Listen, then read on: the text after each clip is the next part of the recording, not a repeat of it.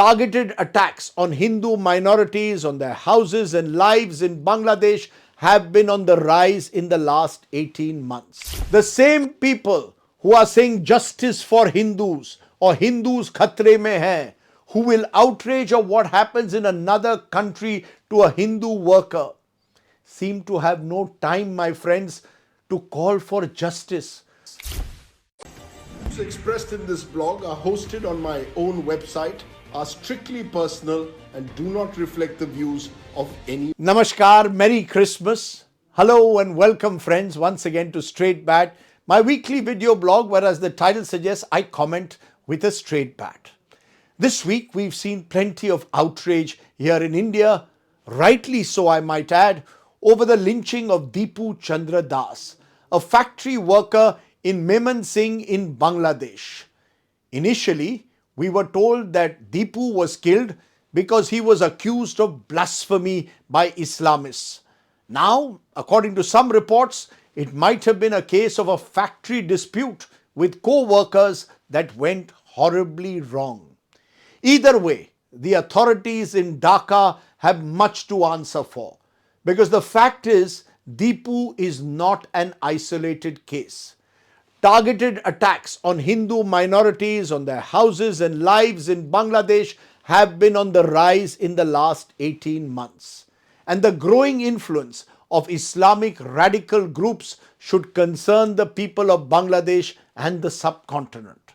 The Vishwa Hindu Parishad, Hindu Sena and other groups have led processions to the Bangladesh High Commission in Delhi and offices in Kolkata and other parts. They've tried to break through the barricades and demanded justice for Deepu. Political leaders in India, the likes of Suvendu Adhikari in West Bengal, have even offered to financially support Deepu's family. We all share the anger and the anguish. But here is my question. Is the Vishwa Hindu Parishad and the other Hindu Sena groups aware of the case of Ram Narayan Baghel, a 31-year-old daily wage labourer and resident of Champa district in Chhattisgarh, who had travelled to Kerala in search of a job on December 13th. On the 17th of December, as he was returning home, he was lynched in Attapalam village of Palakkad district after being accused by the locals there of theft. In a video, a horrifying video of the incident that has been circulating on social media, the assailants of Ram Narayan can be heard repeatedly asking Baghel, "Are you a Bangladeshi? Are you a Bangladeshi?" No one, my friends, came to protect Ram Narayan. This in a progressive state like Kerala, which prides itself on social harmony. Ram Narayan was the sole breadwinner of his family, leaving behind his wife and 2 young children. No one yet, certainly not from the Vishwa Hindu Parishad or all these Hindu Senas who had gathered outside the Bangladesh High Commission, have come to wipe the tears of the family of Ram Narayan Baghel. The same people who are saying justice for Hindus or Hindus khatre mein hai, who will outrage of what happens in another country to a Hindu worker, seem to have no time, my friends, to call for justice for a poor Hindu daily labourer in our own country who's lynched and targeted and called a Bangladeshi in the worst form of xenophobia. My friends, by screeching Bangladeshi, Bangladeshi, what were those who killed Ram Narayan trying to prove? I fear this is what the normalization of hate politics can do to otherwise sane minds. I am told that many of the accused were associated with political parties as well. But sadly, when netas at the very top seem to treat every Bengali speaker today in an urban slum as an illegal immigrant from Bangladesh, then our society takes a cue. Take another recent case of a pregnant Sonali Khatun a resident of West Bengal's Birbhum district, who was pushed into Bangladesh forcibly along with her husband and little children by the Delhi police, despite her family's long-standing presence and land records in India. Sonali was working in a Delhi colony, in Rohini colony, as a daily worker. It required finally the intervention first of the Kolkata High Court and then for the Supreme Court for Sonali to return home. I ask again to you, where was the outrage for Sonali, a pregnant woman who only wanted to go back to her family in India? Why didn't civil society or all these groups who are protesting outside the Bangladesh High Commission speak up for her? Or is it that in her case, if you are a Bengali speaking poor Muslim today in a city slum, you will be treated as a ghuspetia, that terrible word used, or as an illegal immigrant? And is there no one who will stand up for you, barring a few well-meaning souls who deserve all credit for standing up for Sonali Khatun in court and indeed outside? It doesn't end there, my friends. Nearly 10 years have passed since 50-year-old Muhammad Akhlaq was allegedly beaten to death in Bisada, a village in Dadri, in 2015, barely 50 kilometers away from Delhi, after rumors were spread that he had slaughtered a cow and kept its meat at home. The case is back this week in the spotlight after the Uttar Pradesh government has asked a local court for permission to withdraw the charges against all the men who are named in the case charge sheet. Fortunately, a major setback was there for the Uttar Pradesh government in this Akhlaq case, with the Surajpur court this week rejecting the plea, seeking withdrawal of the case against the accused, saying it was being done on specious grounds. But please consider this again. 10 years have passed and justice has not been done in this case. In fact, it took years for even the basic charge sheet to be filed and then the trial to begin.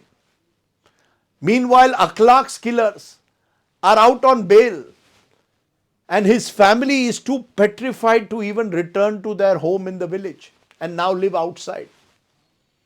Have the groups again who stood outside the Bangladesh High Commission rightly protesting for justice for Deepu ever thought of staging a protest outside the UP Secretariat, demanding to know why the Yogi Adityanath government seems so keen to let off Akhlaq's killers?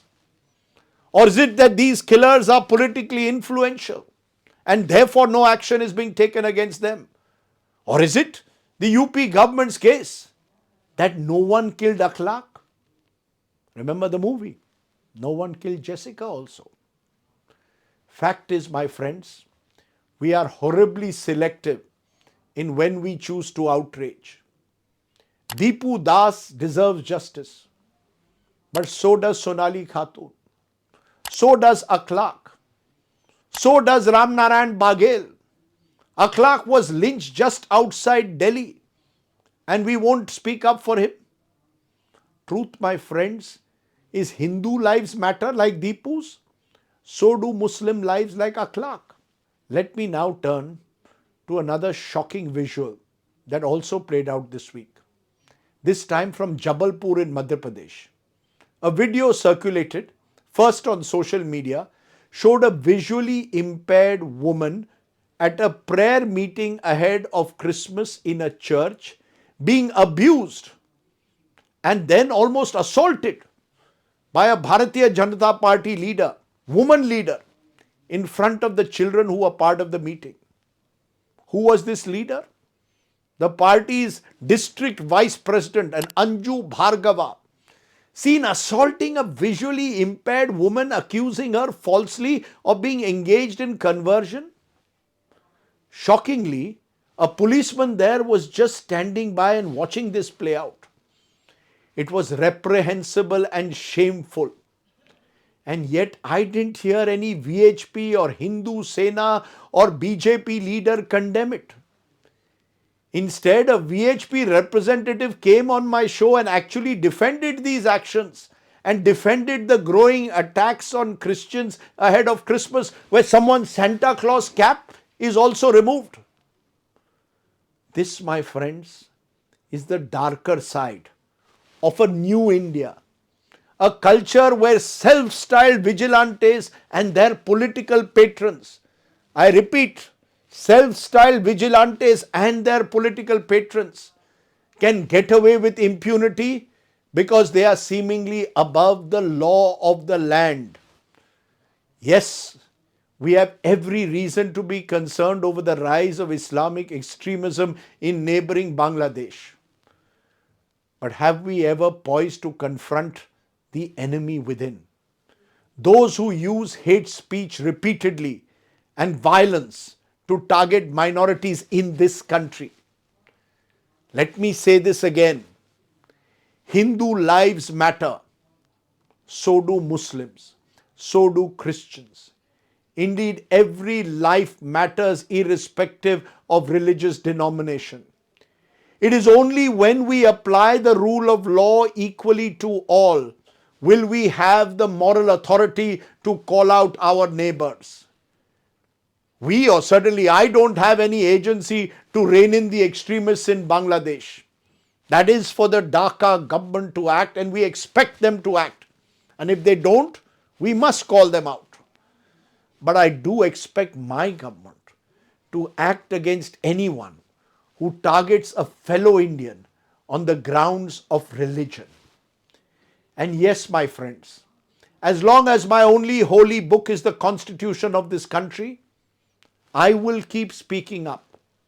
I can only hope, so will you. I wish you all, once again, a Merry Christmas.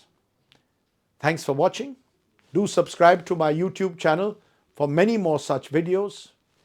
Jai Hind. Namaskar.